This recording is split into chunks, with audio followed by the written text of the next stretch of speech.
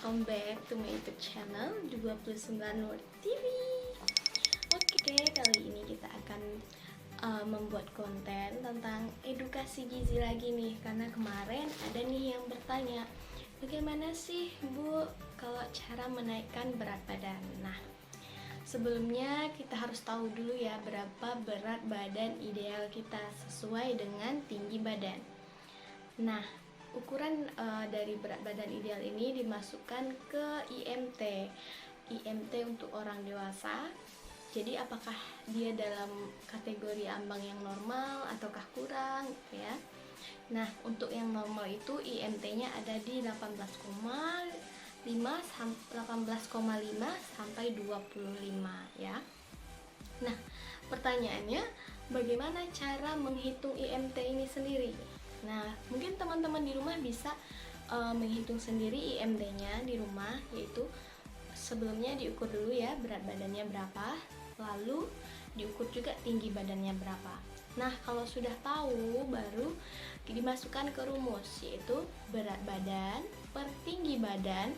Tinggi badannya ini dijadikan dulu dalam bentuk meter, baru dikuadratkan. Jadi berat badan per tinggi badan dalam bentuk meter kuadrat. Nah, itu hasilnya. Nah, berapa nanti dicocokkan dulu ke nilai normalnya. Nah, normalnya adalah 18,5 sampai 25. Jadi apabila kurang dari 18 berarti itu namanya kurang. Berarti Anda dalam kategori gizinya kurang. Nah, apabila berlebih berarti Anda kelebihan gizi. Nah, dianjurkan untuk mengurangi berat badan hingga ideal ya. Nah, setelah dicari tahu berat badan ideal ini, biasanya kalau kami dari tim gizi akan menghitung kebutuhannya per hari. Kebutuhannya per hari sesuai dengan berat badannya, sesuai dengan aktivitasnya sehari-hari ya. Baru kami penuhi gizinya dalam bentuk makanan. Umpamanya sudah dapat nih kebutuhan seseorang, umpamanya 2000 kalori, tinggal kami interpretasikan ke dalam bentuk makanan.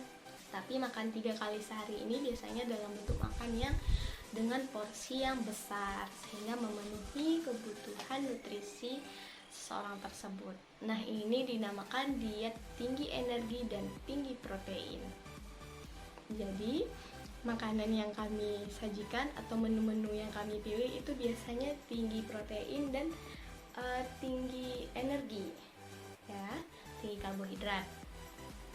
Nah, untuk penderita kekurangan berat badan biasanya kami anjurkan juga untuk aktivitas fisik yang ringan minimal 15 menit sehari ya. Lalu untuk sarapan juga ya, jangan pernah lewatkan yang namanya sarapan di pagi hari. Dan juga pemenuhan cairan 10 gelas per hari ya. Lalu makan sayur-sayuran, buah-buahan yang banyak ya. Dan juga waktu tidur yang cukup ya, istirahat yang cukup. Apakah istirahat ini mempengaruhi ke tubuh seseorang? Ya, jelas sangat mempengaruhi. Karena jika waktu tidur kita cukup, maka proses recovery tubuh kita itu normal. Karena ya, waktu tidur ini mempengaruhi proses recovery tubuh. Nah, berapa sih waktu tidur yang ideal? Waktu tidur malam itu 7-8 jam dan untuk siang hari lebih kurang 1 jam.